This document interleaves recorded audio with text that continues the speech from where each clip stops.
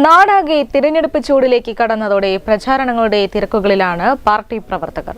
ഭംഗിയും ആകൃതിയും വലുപ്പവും കുറയാതെ ചിഹ്നങ്ങൾ മതിലുകളിൽ നിറയണമെങ്കിൽ സ്റ്റെൻസിലുകൾ തന്നെ വേണം. അത്തരം സ്റ്റെൻസിലുകൾക്കായി പാർട്ടിക്കാരെല്ലാം ഓടിയെത്തുന്നത് വലിയങ്ങാടിയിലേക്കാണ്. വലിയങ്ങാടി ഗണ്ണി സ്ട്രീറ്റിൽ തെരഞ്ഞെടുപ്പ് അടുത്താൽ പിന്നെ ചിഹ്നങ്ങൾ വെട്ടിയെടുക്കുന്ന തിരക്കാണ്.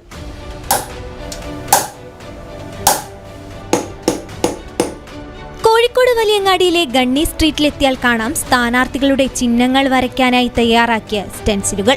കോഴിക്കോട്ടെ പാർട്ടിക്കാരെല്ലാം ചുവരിൽ ചിഹ്നം വരയ്ക്കാൻ സ്റ്റെൻസിലിനായി ഓടിയെത്തുന്നത് ഇവിടേക്കാണ്.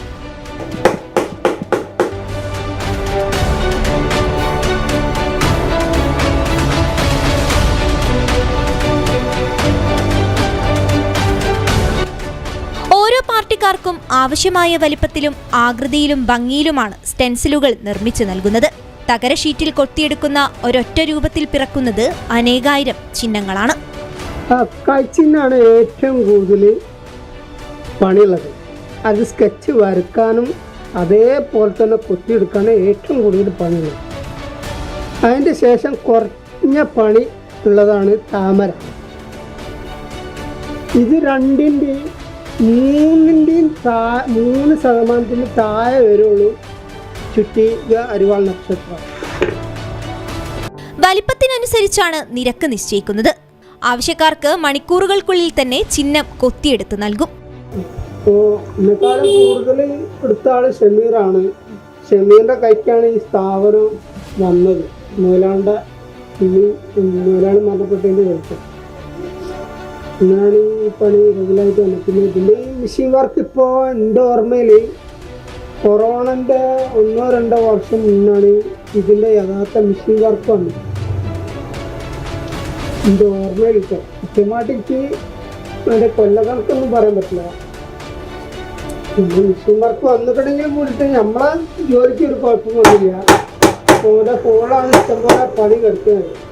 തെരഞ്ഞെടുപ്പ് കാലത്ത് മാത്രമാണ് ചിഹ്നങ്ങൾക്കായുള്ള ഈ തിരക്ക്.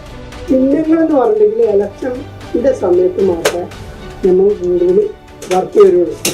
പക്ഷെ ഇപ്പോൾ നമ്മളെ ആശ്രയിച്ചിട്ട് വരുന്ന മറ്റേ ഇലക്ഷൻ്റെ വർക്കുകൾ വേറെ ഉണ്ട്. മിഷനറി കട്ടിങ് ഉണ്ടെങ്കിലും കൂടിയിട്ട് മിഷനറി കട്ടിങ് എന്ന് പറഞ്ഞിട്ടുണ്ടെങ്കിൽ എൻ്റെ ഓർമ്മയിൽ ഇലക്ഷൻ വർക്ക് മറ്റേ കൊറോണൻ്റെ കാലഘട്ടം വരുന്നതിൻ്റെ മുന്നേ ഒരു 2-3 വർഷം മുന്നേ ആണ് എൻ്റെ ഓർമ്മയിൽ. ഇവിടെ വന്ന മൊത്തത്തിലൊരു 10 വർഷം തന്നെ കൂട്ടാം. അത്ര ആയിട്ടേ ഉണ്ടാവുള്ളൂ. എനിക്കിപ്പോൾ 50 വയസ്സായി.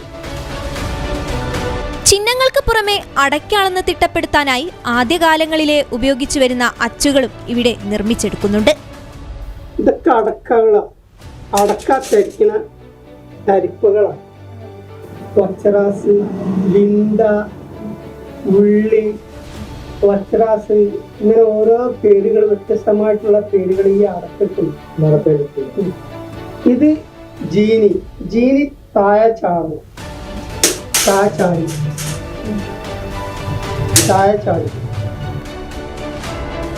ഡിജിറ്റൽ രംഗത്തേക്ക് പ്രചാരണം വഴിമാറിയെങ്കിലും സ്റ്റെൻസിലിന് ഇപ്പോഴും ആവശ്യക്കാർ ഏറെയാണ്. ക്യാമറാമാൻ ജോൺസൺ കെ ജോർജിനൊപ്പം അഭിജിത തിരുവല്ലത്ത്, കോഴിക്കോട് വിഷൻ.